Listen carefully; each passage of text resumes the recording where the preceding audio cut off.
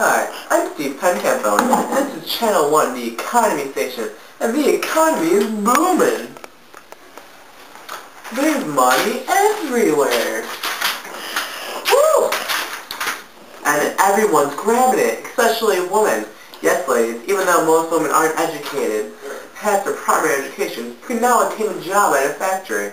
And now, it's time for our daily sponsor, the low, well-milled girls of the textile industry company, found almost everywhere, would like to offer any woman looking for a job to come and get it. Now, I know you still have domestic tasks such as nurturing your young and aiding your husbands, but think of it as a challenge to an all-around better life. What a life? Well, here's Susan with more info. Hello viewers, I am Susan Paydesk Chair, here to tell you what a spectacular time this is to settle yourself in urban areas of this wonderful country. As my fellow anchorman Steve has already told you, the economy is growing prosperously. Now more than ever is the time to find a job in a town or city because they have a lot to offer. In this so-called industrial revolution that we are having, people are being replaced by machines, but that doesn't necessarily mean that they do not need help from the people. The urban lifestyle is crowded and fast-paced. Do you think you can keep up? Well, I know I can keep up. I run 12 miles every day. But what might not be able to keep up is the social mobility of some of the people these days. The mobility ladder is at a constant pace for the working middle-class citizens. It is hard for any such person to move from poverty to riches unless that person is completely lucky, like our special guest tonight, David Colonialfield, who was once a working man but is now one of the richest men in the economy. Actually, we have an interview with him later. The mobility ladder was hard to achieve, but few that did go up the mobility ladder gave hope to the rest of the working class citizens that it too could happen to them. Slaves are still at the bottom of the mobility ladder, and it is close to impossible for them to go up a notch. But it's okay. Susan with our interview with David Colonialfield. Tell me, how does it feel to be one of the very few people to reach the top of the social mobility ladder after once being towards the very bottom? Well, Susan, as you may have heard, it took a lot of luck for this miracle to have happened to me. And I thank every moment of it, because now I have the money to support my family in whatever lifestyle they choose, rural or urban.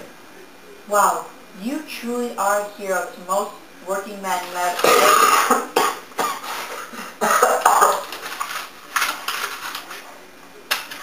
Wow, you truly are a hero to most working men that are in the shoes of your path. I just want to say, keep your heads up, middle-class working people, and don't forget who you are. Back to you, Steve. Well, David Colonialfield wasn't the only one affected by this. Families in this time period are also affected in dramatic changes. Middle-class families are in a drastic switch from farms to urban areas where jobs are now valued instead of land. Men, women, and children on farms used to work together.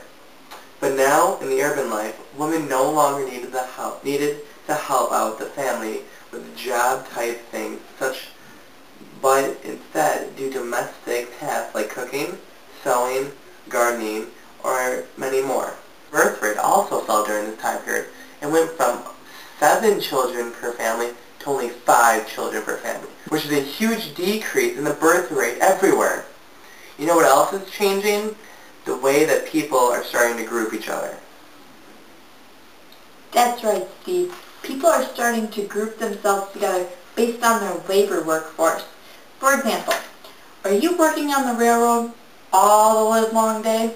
Most likely, you'll form a union based on the wants and needs you feel as a worker you need to have in this field. Are you tired of poor conditions in the factory? Would you like them to change? Well, as part of the textile union, you as a group fight for the best for yourselves. The factory system of this industrial revolution is the key component to what is driving our economy. So if you unions aren't happy, the economy doesn't work, and everybody's not happy. Well, thank you viewers for tuning into this special edition of the Economy Channel. This is Susan Paydesk Chair. And Steve Pencampone signing off and saying, don't let the boom with the economy zoom put you in a tomb.